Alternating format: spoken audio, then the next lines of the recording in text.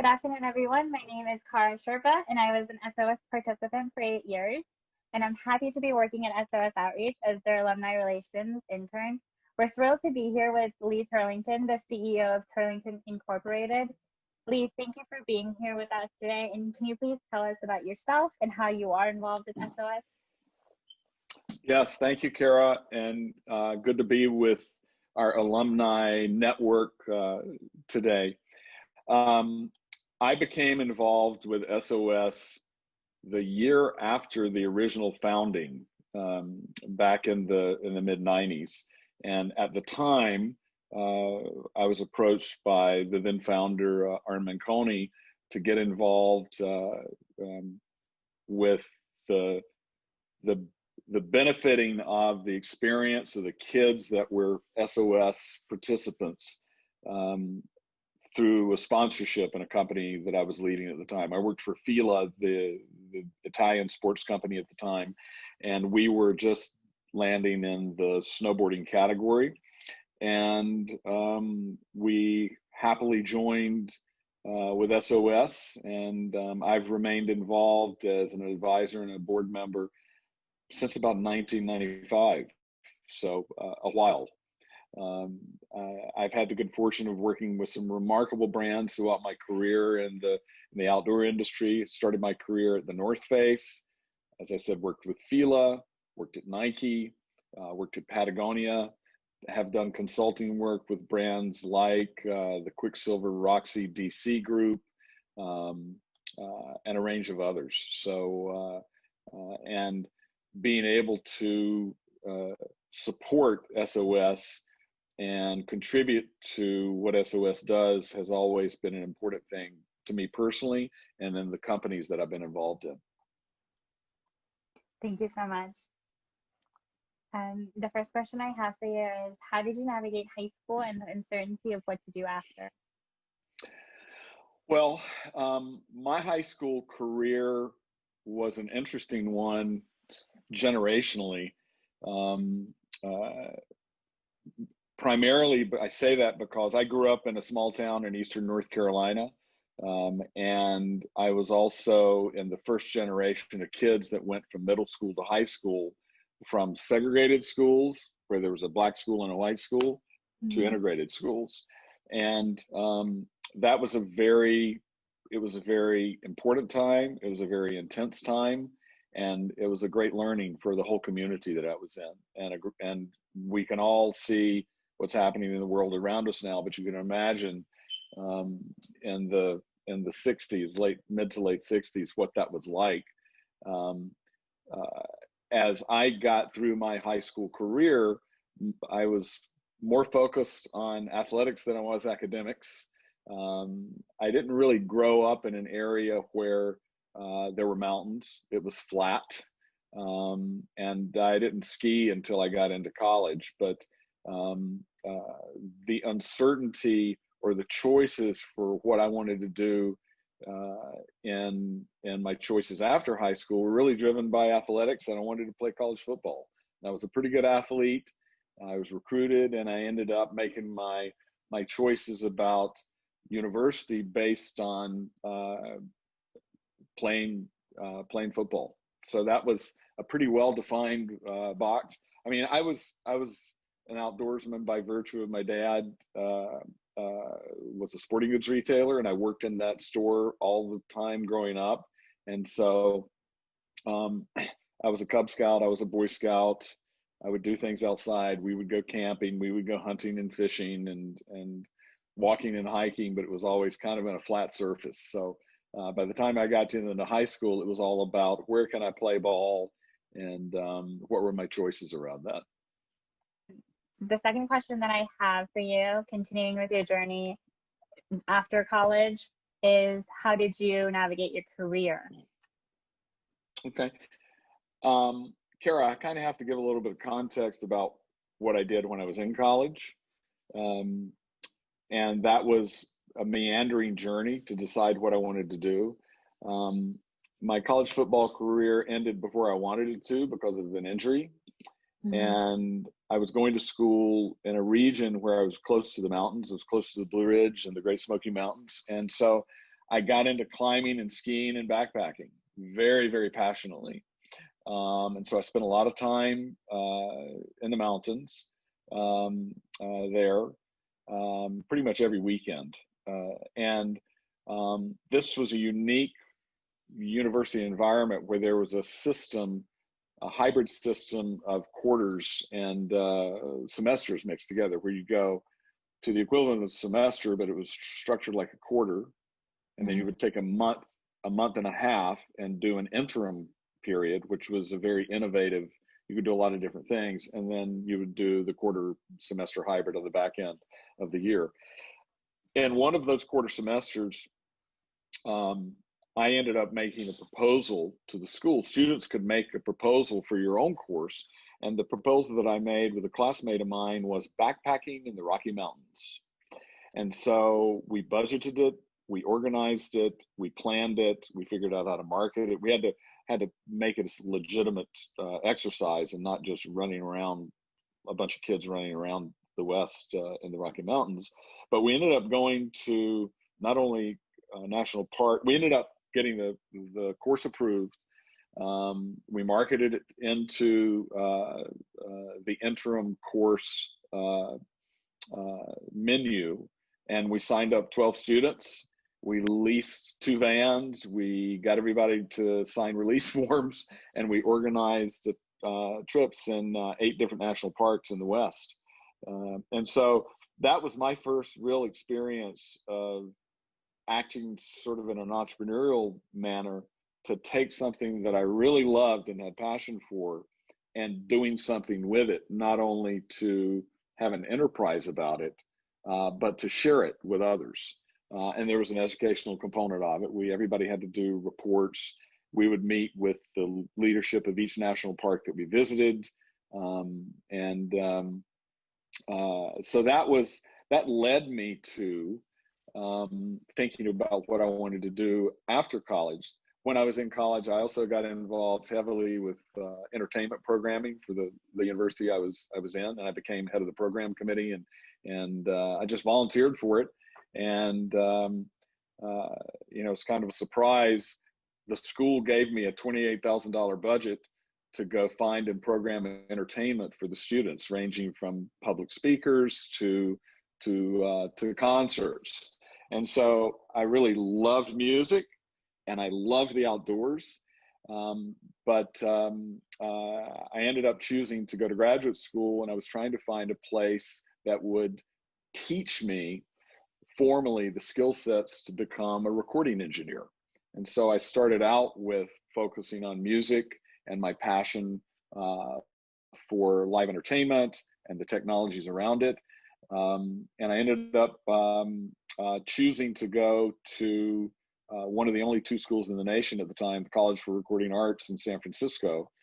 So I basically took out an educational loan, loaded up an old Buick with 135,000 miles in it, and all my climbing gear, my bikes and everything, and I drove across country to the Bay Area.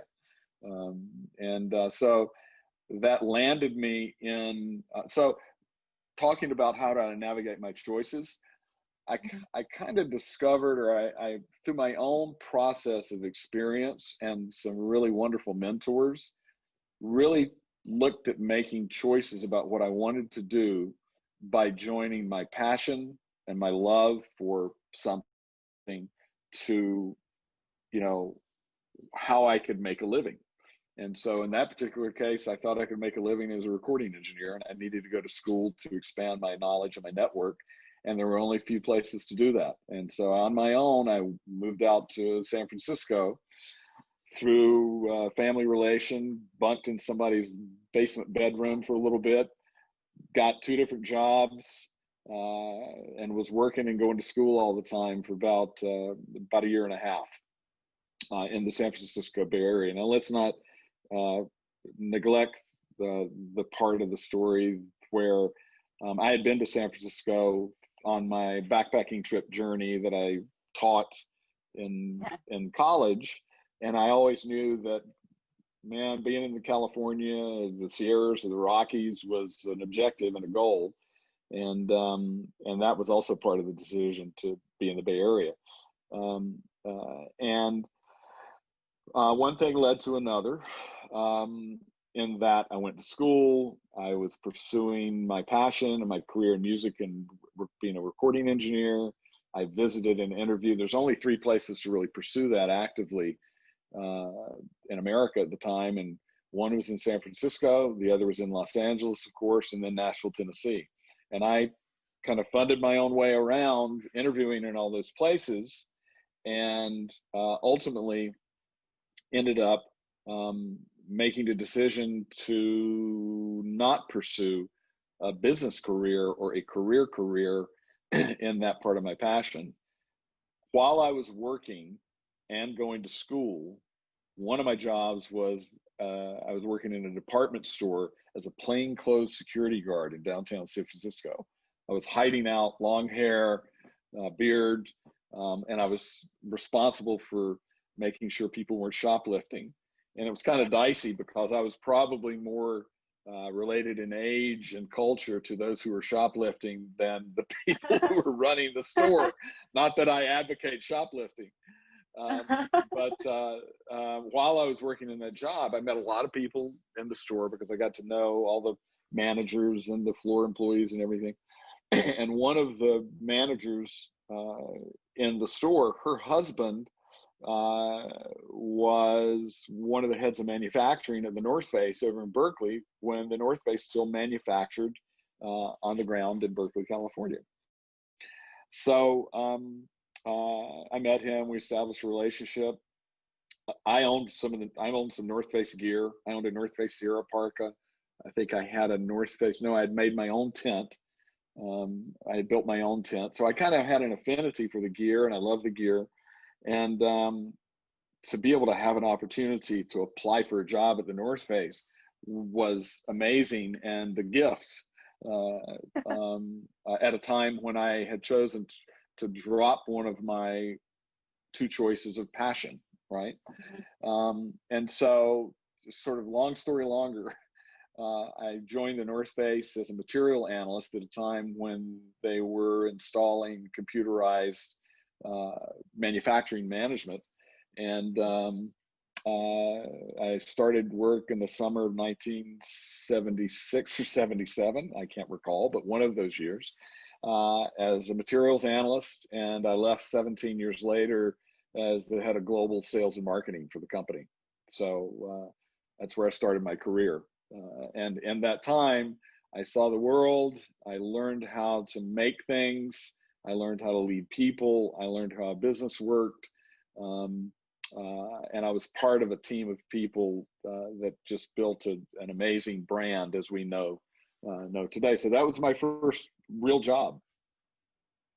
Thank you. Very similar to your backpacking trip. Last year I actually went on a field quarter with DU in East Africa, and we basically lived out of our backpacks for like 3 months, visiting a lot of national parks. So we were studying very different things, and it was mind-blowing. It was amazing. I cannot describe just just to align with your story, Kara. While I was at the North Face in 1983, we did a photo shoot for one of our catalogs. This is way before e-com and cell phones. And we went on a river rafting expedition down the Zambezi River in Zimbabwe, in Zambia and Zimbabwe. And so to have gone into Africa and the wilderness and the animals that are around, it was an incredible life-changing experience. And if I wouldn't have gone to work at the North Face and stayed true to loving what I did and such, I wouldn't have had that opportunity, and yeah. This is really inspiring to hear about following your passions. Even when one door closes, the other one opens. And I think you've highlighted that in your journey. And the next question that I have for you is, after working 40 plus years in the outdoor industry. What advice can you give young professionals trying to start out in the outdoor industry? Well, I, I really think it starts with establishing your own personal clear point of view. This is going to sound, you know, cliche, but, you know, figuring out what you want to do when you grow up is a lifelong process. And I'm still going through that process, thinking that you're going to figure it out and it's going to stop there. It's, you know, it is about the journey, and there are multiple destinations along the way, but understanding and setting at least your early goals around something that you care for, that you love, that you believe in, has always served me well. It hasn't been for me a linear path, but in addition to kind of being clear on what I think I want and what I love, that can then allow me an opportunity to put food and water and shelter over my head. At the same time, establishing relationships, you know, at every corner, that can lead you to how other people have done the right thing and made mistakes, and what you can learn from them.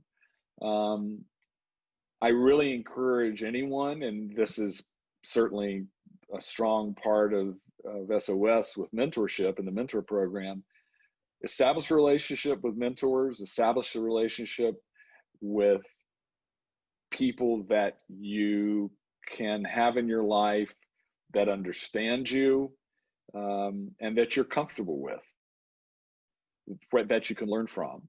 And I think having mentors, both in a formal and an informal way, it's kind of up to the individual to establish what that looks like. Yeah, there's classic models for mentoring that work, but I really have learned a lot from the relational side of having a mentor that's also a friend, that has objectively your best interest in mind and understands what you're trying to do, and is willing to tell you honestly and servingly that, well, I'm not clear. Are you clear on what you want to do? Or you might want to course correct, because if you go down that path, here are things that you may encounter. And you still may choose to go down a path that a mentor may to suggest that you don't go down. What's the worst thing that can happen? Well, you learn something, right? And then you make a decision that serves you well in your pursuit. So, you know, again, being really clear on what you love, and it can be multiple things, and how do you turn that into a path that you can build a career on. And I think, just to add to it, and kind of as a subset, but an important subset, is, you know, if you're really clear on what your values are that guide you on what you will or will not do, just have that constant conversation. I've kept a journal my whole life, and my son's going to inherit them all. And when I'm no longer here, he'll read them, and it will horrify him, I'm sure. But all kidding aside, it's a really important exercise. And I think, you know, I started out my career before even fax machines were used regularly.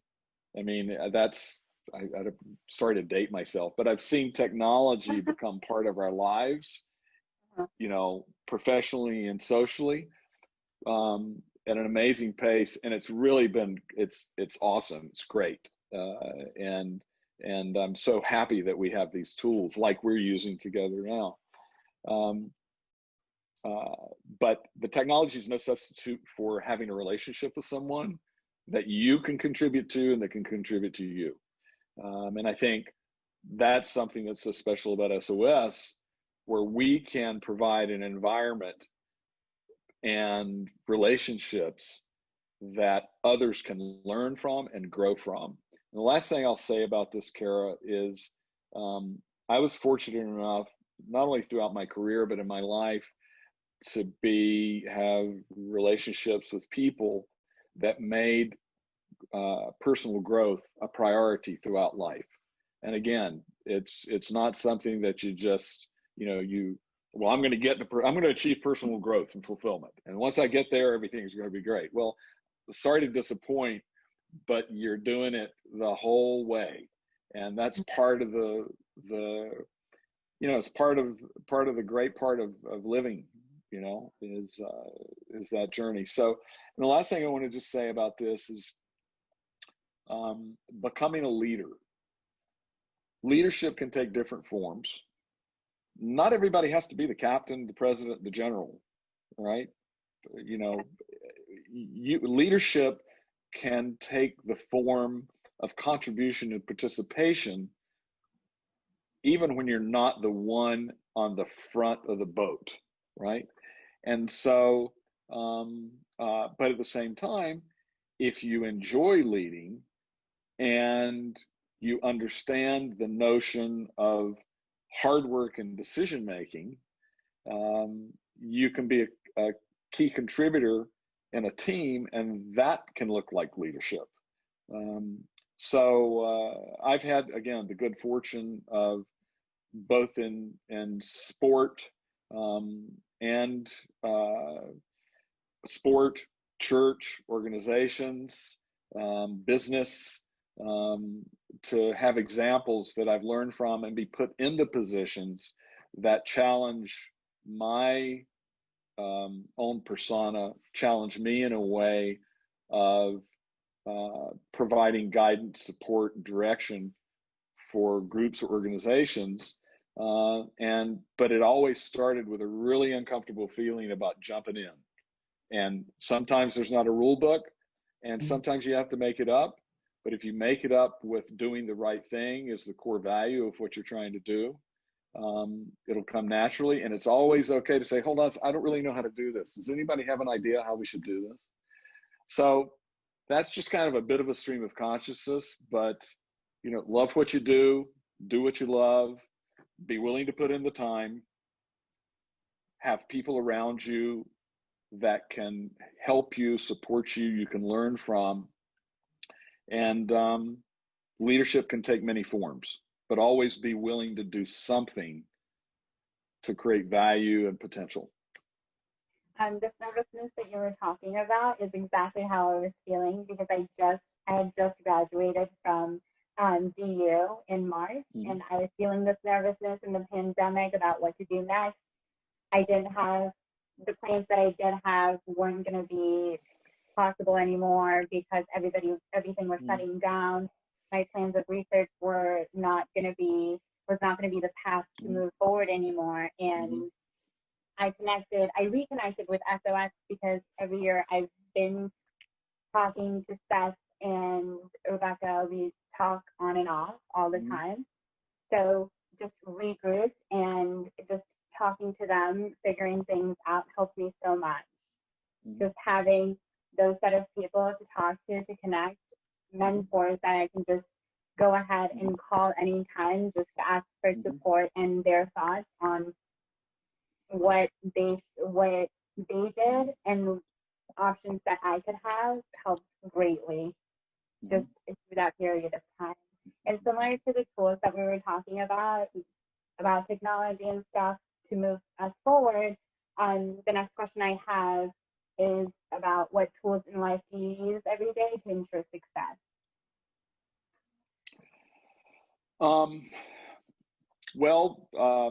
There's technical tools and there's human tools.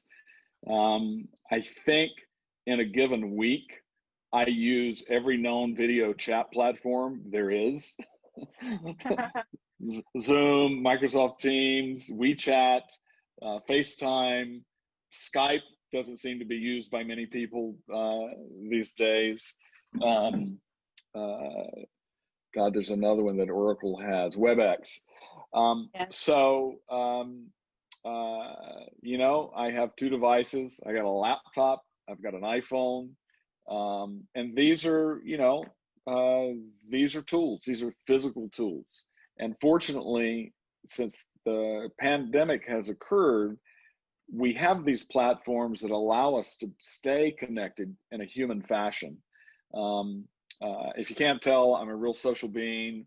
I grew up with a father who told me periodically when I would used to he would embarrass me in public when I was a teenager, especially he would talk to everybody.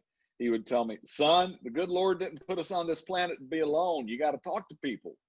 So I've been using those tools, all these tools, to stay in touch with dear friends. And it's been interesting, and I've heard this from others, that it's allowed me and us to connect with others that we haven't been in touch with for a while. And so that's been a real added, it's been a surprise benefit, a happy unintended consequence. The tools that I've used personally,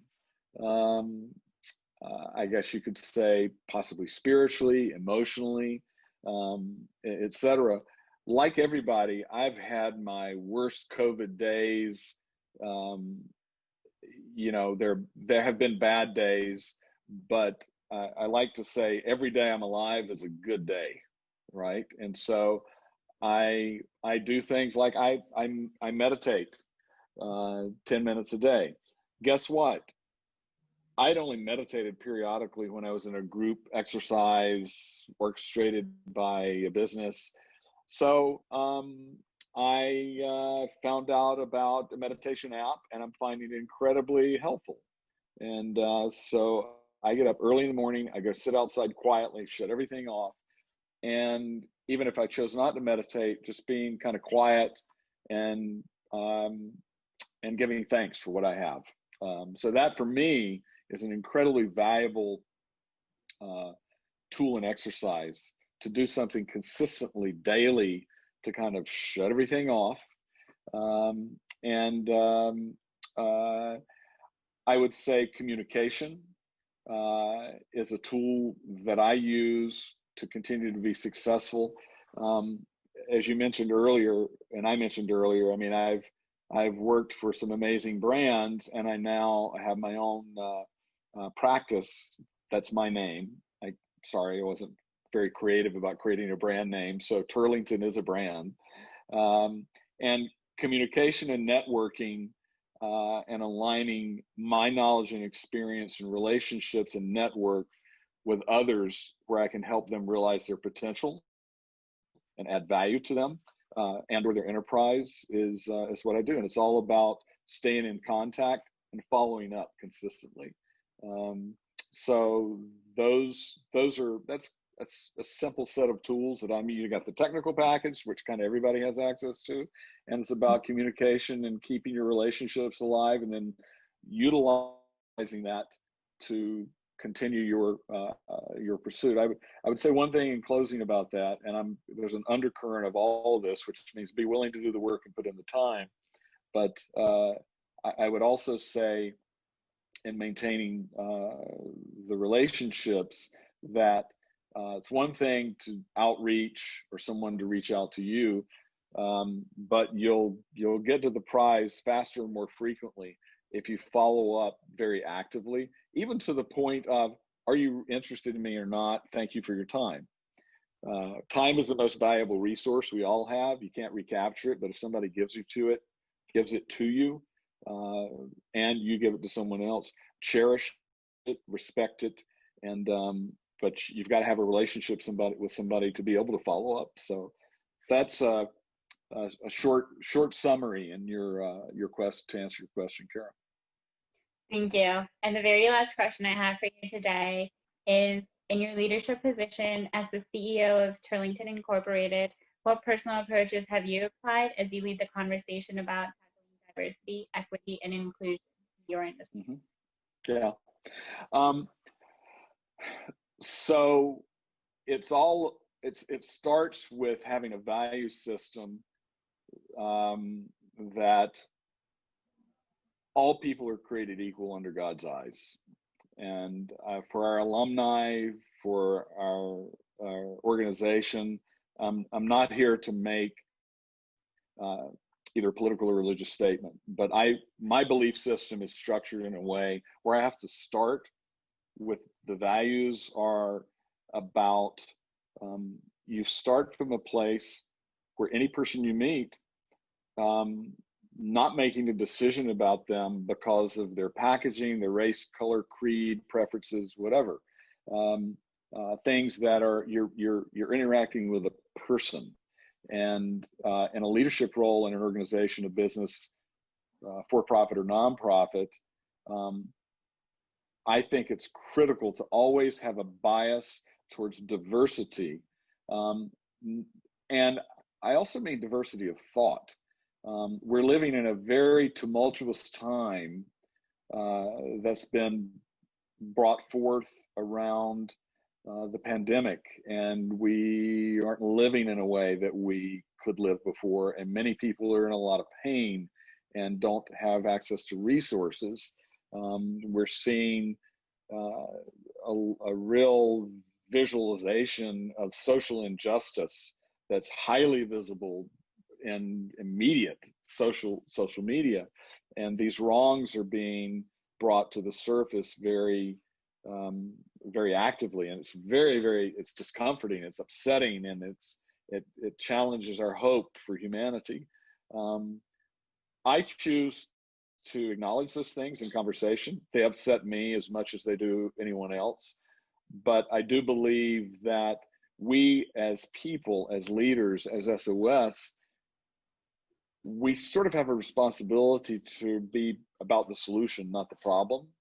And then if we treat one another in the same way we want to be treated, where we're fair, we're focused on doing the right thing, we care for doing for others who maybe don't have the ability to do for themselves. We try to help that. We are inclusive. We have a bias towards diversity, and we have a bias towards diversity um, in culture and treating people fairly. And quite frankly, I think in the outdoor and winter sports industry, um, there's absolutely no tolerance for not behaving in this way and treating people and including them in a way that is completely agnostic of their race, color, creed, preference, etc. And so I think it's it's a code of entry, and it's a code of behavior, both um, hardwired, certainly in what I do in my small enterprise, and in our community that we participate in here where we live, and in the community that I participate in, kind of the global network that I'm part of. So my responsibility is to walk, walk the walk and walk the talk. That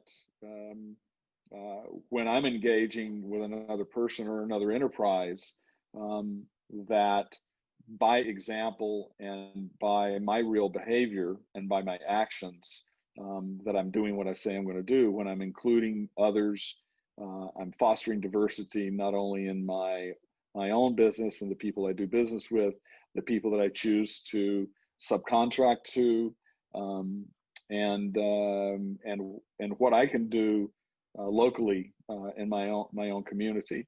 And I have a unique perspective, having grown up right at the peak and the heart of the civil rights movement, in quote unquote my generation.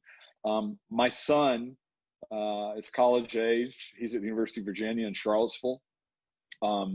He was there the day of the really bad white supremacist demonstrations, and he wasn't on site, but he was in town when the innocent woman, lost her life.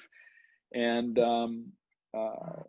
so I have a real time example of someone I love dearly who's in an environment not so far away from your age, Kara, or many of our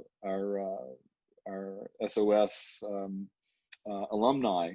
And so that keeps me in a high level of awareness and discussion with him generationally about what is out there, and keeps me current and keeps me awake, and aware of this. So